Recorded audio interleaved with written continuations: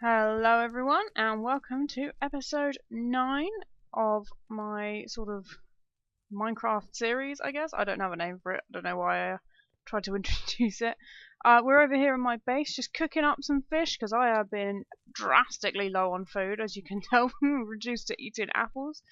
So whilst this cooks up, let's have a look at what's been going on. Now I apologise for the lack of videos, you know, life, motivation, etc. No excuse really, but I've not been recording, but I have been playing. Now you're looking around, you're thinking, there's not so much that's gone on here. Well, you'll be right. A lot of my efforts haven't been in this area. I put in a couple of steps up to the entrance, and I'm thinking about what I might sort of get done around here. But the main change that's happened over at my base is, of course, these sheep. I have got all the different colours of rainbow sheep here making a load of racket next to my house. Luckily they're just far enough away that they don't actually bleat whilst I'm inside the house, so that's good. And you might be able to sneak a cheeky glimpse of the map up in the upstairs loo rather, up there. So yeah, I've got every single colour of sheep and little pathways going between them. And I've also got this chicken pen here. It's an automatic chicken cooking design. Let's have a look, see how well it's working. Collect some eggs as well. Collect eggs.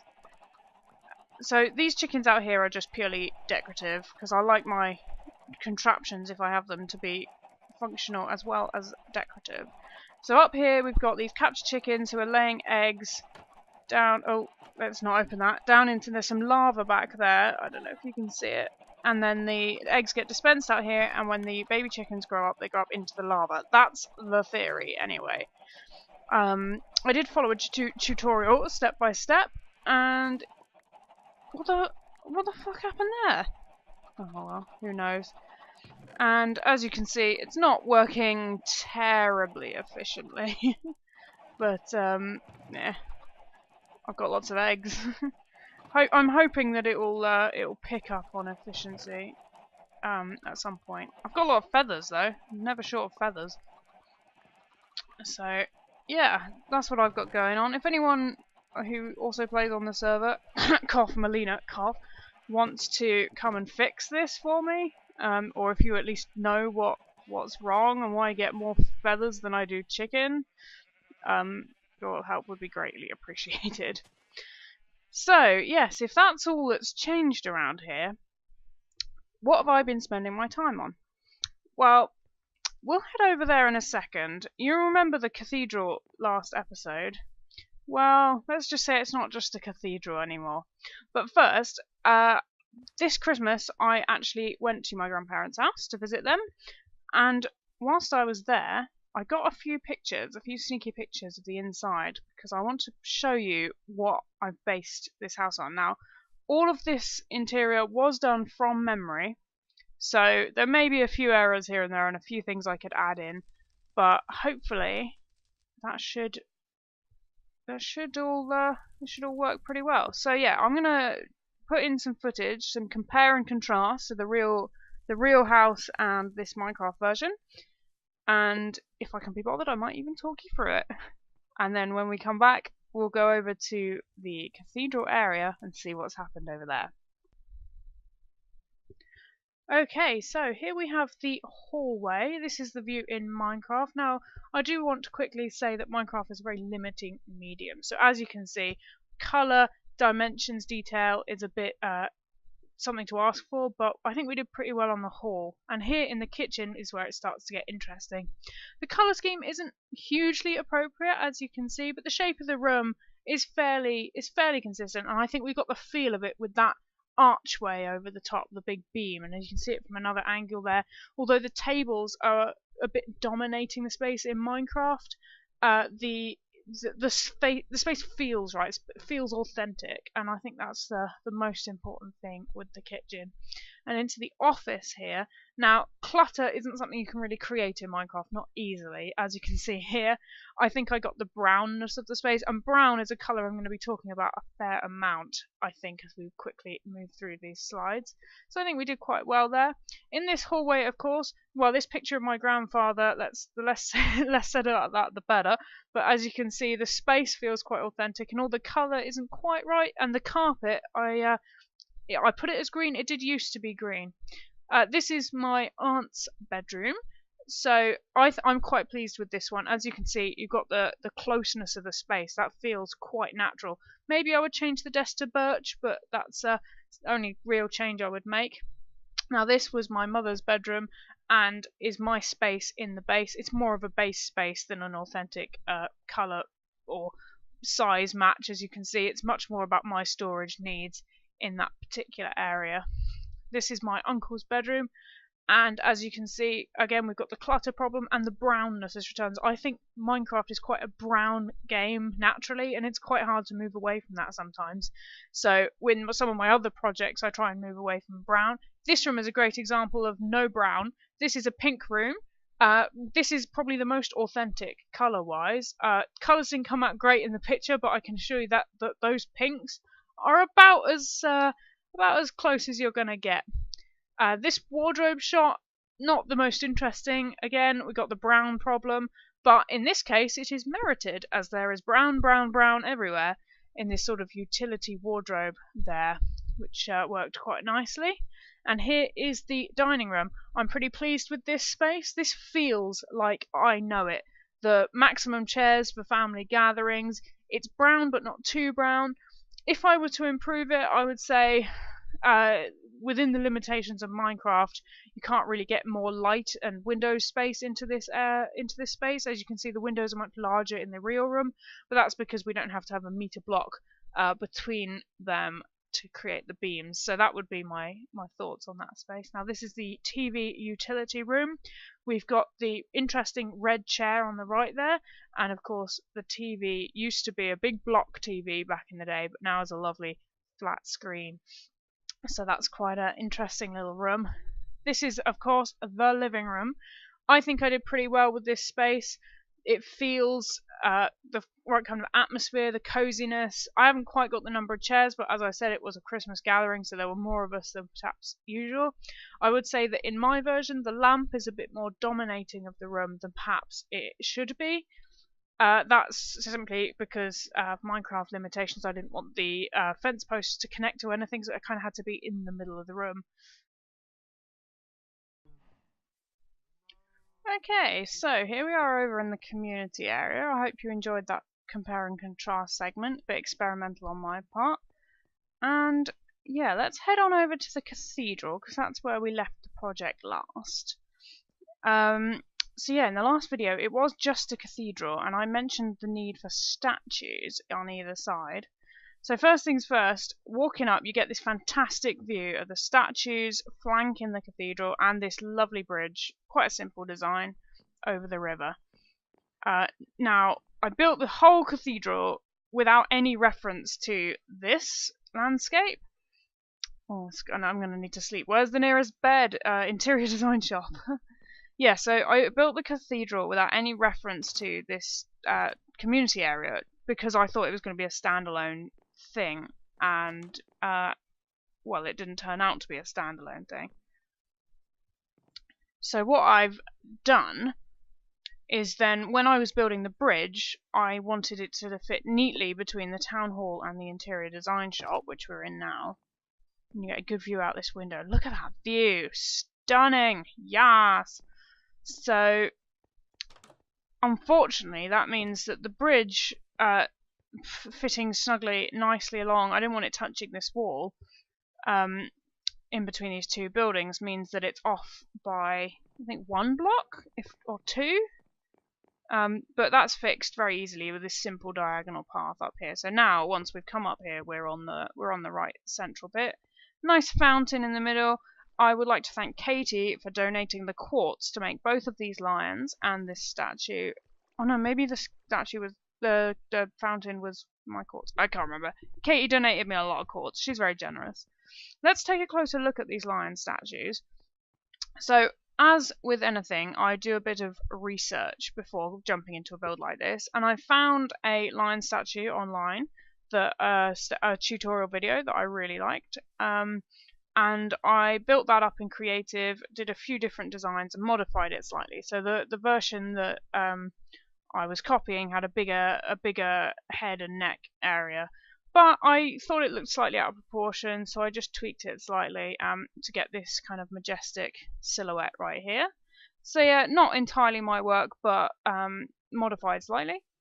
And then this one I modified even more. So this is the same head and front feet as this one here, but then I've just sloped it down and tucked it in. So the back half of this statue is entirely my design, inspired of course by this one, and I think they work really nicely as a pair. If we just get down here and have another look at them, we've got just a really striking image. They're similar enough that they work together, but different enough that it's not just symmetry, because you know you've got to limit the amount of symmetry you have in these kind of builds. So yeah, that's the square as it is, and the cathedral, I think you remember, I think in the last episode the cathedral was done. So yeah, nothing. Oh, donations, bit of mushroom stew, excellent, that's what we like to see. So yeah, the cathedral is as the cathedral was. We've got this kind of floor thing here under glass. I think that's the only change. But yeah, not much there. But of course I was inspired by this cathedral. And when inspiration strikes, you've just got to go with it.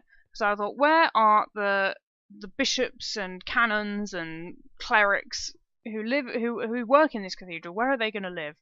So this little row of houses here popped up next. And this is Bishop's Row. And this is what started it all. So I was watching some world tour videos on YouTube. That's what inspired me. I saw a house. It wasn't exactly like this, but it was pretty similar to one of these, just standing on its own. And I thought 3 of them, that'll work. And I've just surrounded them with a little sort of dry stone wall and a little bit of garden, because obviously these clerics are self-sufficient as much as they can be. And I've named this Bishop's Row. All of these 3 houses are fully furnished. Maybe we can just have a peek inside one of them. Cannon House, this is where the cannons live. And they are furnished according to how many occupants they would have. So I believe, oh, it's been a while since I built this one. This one has 3 bedrooms, I think. Yeah. Yeah, so it's pretty... Oh dear, there's some nether out there. Let's not look to that too closely. So yeah, it's quite fun. I enjoy doing interiors. So we've got Cannon House here, and then next door we've got Curate's Cottage, and finally the biggest one, Pride Palace House of Bishop. House of the Bishop, if I had room on the sign. And they got some cows for milking, and it's yeah, it's just nice. It's quaint. That's what it is. So that's Bishop's Row. And what I particularly enjoyed about these houses is the tiny differences. They are essentially the same style, but I've offsetted the height slightly. So this one is kind of the neutral height, then we go down a couple of blocks and up a couple of blocks, and I've also offsetted them depth-wise as well. So you notice this one's sunken back a little bit, this one's a little bit forward. And that's just to break up the monotony, break up the shapes, and I think it's come out really, really nicely. So, where should we go next on the tour? Let's go around this way, because by this time, you can imagine, I have started building up significant quantities of materials. So I needed a little temporary base in this area, and that is this building here. I don't want to spoil too much, but yeah, so this is just my temporary kind of project shed. It's got a tower on it. I don't know if I can show you that without spoiling some other things over there. But yeah, we'll get a better view of the tower on this from the other side in a minute. And this just has, you know, my chests and a bed. It's very simple.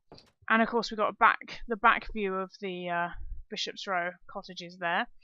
I'm trying to name the streets as I go. So what's this called? This is Fishel Lane. Of course, this is Fishel Lane because this here is Arthur Fish Hill.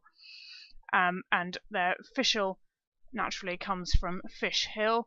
It's called Artificial Hill because, well, it's an artificial hill. It used to be, there's a lot of landscaping has gone into this area, so that's a kind of silly pun from me. This bush tree hedge thing is just to separate off the areas. I'm going to do some kind of decorative gardens on this side and the other side of the cathedral. Haven't really thought too much about that yet, but just kind of earmarking areas. This might be some sort of fountain or monument or statue or decorative garden, we'll see. Now this is the only structure that hasn't been built by me in this area. This was built by Melina as part of her train station project. So eventually she's going to have train lines coming in here. She's made good progress on the other side of the community area of the river with her train station project, so watch this space, I guess. Hopefully we'll be able to catch up with her and see how that's getting on in a bit. So then if we head this way, we might end up with some spoilers through here. This house here is a bit of an odd one. It's kind of small at this end, but large at the other end. Let's see if we can sneak down there without glimpsing too much of what's going on over there. And maybe we'll get a good view of the tower from here. Yeah, so this is the tower on the back of my work person's hut. There's a little concrete maker in there, and it's just gorgeous. It's just gorgeous. So if we head into here, I view this as sort of a merchant's house. Yeah, it's just got a cute little downstairs, little kitchen, all nestled in here. Because the main feature I wanted to talk about was this staircase. I wanted this view as you come up, a big kind of shuttered window here. Haven't been in here for a while. It's quite nice, actually. Nice little sort of gambling area. And some bedrooms and stuff. Yeah, it's very simple. Like I said, I want these houses to have interiors, but some of them will be more important than others. So, what next? Let's look at the pub next. So then, of course, every town needs a good pub. And this is the White Lion Tavern. I wonder why it's called that. And in this tavern is obviously a standard inn, standard guest house, and we've got plenty of leaves on the outside.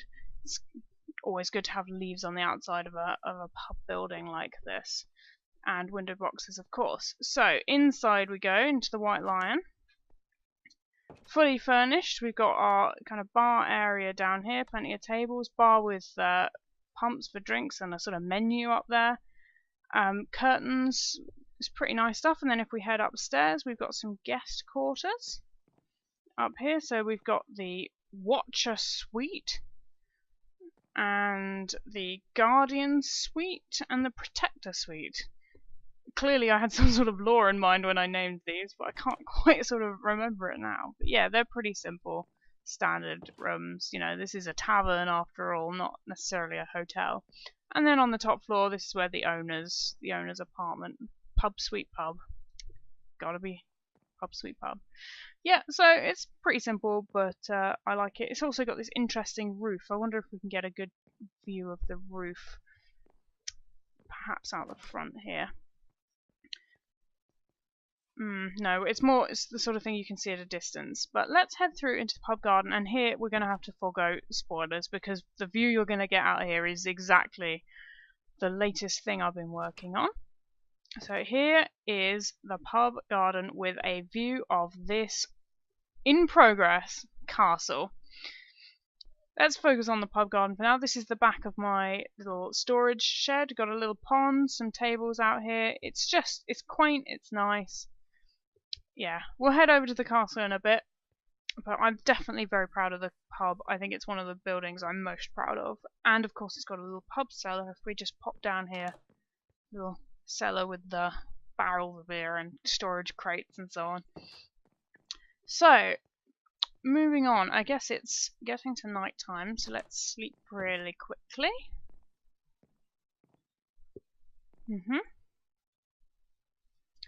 Little view inside here. We've just got the top there. There's not really space to fit much up here, and there's a bit down the bottom. Concrete maker, and I thought I might put some sort of super smelter in there. We'll see how it goes. We'll see how it goes. Excellent. I try to sleep as much as possible because this area is not well lit up, and I do not want creepers going off. Let's knot on a bit of fish and then make our way over to this area here, around the train station entrance. Train station, yeah. So this is a work in progress. This is, or will be, a horse stable yard. So this will be the house where the owners live, which will be in a kind of that shape. This will be like a storage place. I have a lot of saddles from AFK fishing, and I need a place to keep them, so this is going to be that place. I'm going to have lots of item frames up with saddles and so on, and place to park your horses if you are so inclined as to ride over here. And I think I'll build some carts and wagons and things in this stable yard, maybe a hay pile. Got to make it interesting, and I've got this nice kind of mixture of podzol and coarse dirt and cobblestone, which I think works really well in this context. Now the beacon beam, you may have noticed, that's not my beacon, that's Katie's beacon, and that's for a secret project that she and I are working on together that happens to be underneath this hill, so we'll get there perhaps in another video. But this road leads back over, and there's a nice kind of humpback bridge into the community area. I think there's probably going to be 3 bridges in total from the community area to my area, so we've got this one here, this kind of humpback bridge here, and I think Melina wanted to build one for her train, and it's going to have a pedestrian entrance over here. So you can see her train line coming out there, and it will wind its way over there eventually. So that's quite exciting. As you can see, this whole project, although coming along nicely, is nowhere near finished. Now this building here is it's a different style. I'm not quite sure what it is, but it's symmetrical. I try my best to avoid symmetry at all costs, but well, this one spoke to me. So if we head inside, this is our map room. So we've got our map table with the whole area. So there's the cathedral, there's Bishop's Row, there's Arthur Fish Hill, so that will be Fishel Lane that way. And yeah, that's my workperson's hut, and this is the map building that we're in now. So yeah, I've got a lot of plans for this area. Maybe we'll return to this map at the end and talk through sort of plans. The good thing about this building is that it houses maps of other areas too. This is a copy of the map we got a cheeky glimpse of earlier on in the video back at my base. This is my base, and because this is a copy of that map, every time I update that map over at my base, this one updates automatically. So that's what I'm trying to encourage everyone to do, is to have a map at their own base and then update it periodically here, and it will update here automatically. So yeah, so you can see I've just got the sheep pens and so on. And the only other person that's got a map in here at the moment is Katie, who's working on her aquatic coral reef base, so that's quite exciting. So yeah, finally, before we go into the castle, which believe me is very work in progress, let's just quickly head round to the farming area. If we head back up this little lane, and to the left we get down into the sort of farming district behind the cathedral. I didn't want to build up the area behind the cathedral because of course we've got the big windows and I didn't want to obscure the view. So what we've got here are 2 farmsteads. We might have a 3rd or 4th around the place, but it's just little for now. These 2 cottages are not furnished yet. That will happen in time. This one is a wheat farm. Pretty big, extensive wheat fields with wheat piles. Yeah, and it's a nice terracotta and granite building, different kind of style. We've got a little horse stables here because you need somewhere to keep the horses who pull this cart full of hay bales. So just a little story and a little dock there, and a nice view of the side of the castle there. That tree's just, I cut down wood now. So yeah, and of course the dry stone walls around all of these properties are very farm, very quaint. Oh, I love it. We head down here, we get to this farmer does a bit more of a mixed crop, and you get a nice view of the back window of the cathedral behind the high altar, which is precisely what I like. And then up here we've just got a little pen with each type of animal. There's pigs in there, sheep in there, and there's cows around the back. Ignore the farmland in here, I was growing crops to stock up their fields. Yeah, some cows around there. So yeah, just a little cute farm. I will furnish these farmhouses soon, but there's a lot of works in progress in this area, as you can imagine. It takes a lot of inspiration. And I think I might continue the path, maybe have a fisherman's hut there and another field or farmstead around there, maybe. So, yeah, this is the town, and now let's head on over to the castle, which is what I've been working on really only in the last week or so. It's gone up quite fast. Definitely not complete yet. Let's take a view from afar at the colour scheme. What I've gone for is cobblestone base, then tapering in, and we've got stone brick blending into cobblestone, blending into diorite, blending into white concrete powder. I was inspired, I saw a blend of this online, which I really liked, and I was inspired to give it a go. And I think it's coming out pretty well. We've got the 3 towers built up. There will be some windows and stuff in there. I think the royal family will probably live in this tower here. This one will be more defense and utility, and I haven't decided. Maybe a jail or something in this tower. But then there's a sort of watch area. I suppose the soldiers need somewhere to live, don't they? So if we head on through the map building, we can make our way up to the wooden bridge. Yet to decide if this is going to be a drawbridge or just a bridge that could be burnt upon invasion. But then my next job is definitely to build up a gatehouse on this side and to finish off the gatehouse over here. Through here we've got this really intimidating looking portcullis which would slam down on this bridge, which I think is quite nice. And round, obviously, a right angle here to prevent siege weaponry. Right angles here and here, because you don't want to allow siege weaponry to come in through your front gate, do you? And here we are within the bounds of the castle. There will be a wall across here and probably a dock area around there maybe. This cobblestone denotes where the Great Hall will be, so there'll be like a sort of roof, peaked roof type building, Great Hall. It's very early stages. This is the kind of outer wall design, and obviously the outer walls will go along there as well. So yeah, not much to see I'm afraid, but here we go. This is the state of the town. This was the bulging tower, of course. I named it the bulging tower because of the roof, the way the roof looks from a distance. But yeah, that's the project so far. A bit of a leap from where we left at the end of last episode with the building of the cathedral. But if you look at that view, my, doesn't that look stunning? I can't wait till all of these buildings cover this whole island and you've just got building, building, building, all the roofs looking different, everything just jumbled yet orderly. Oh, it's going to be fantastic. I cannot wait.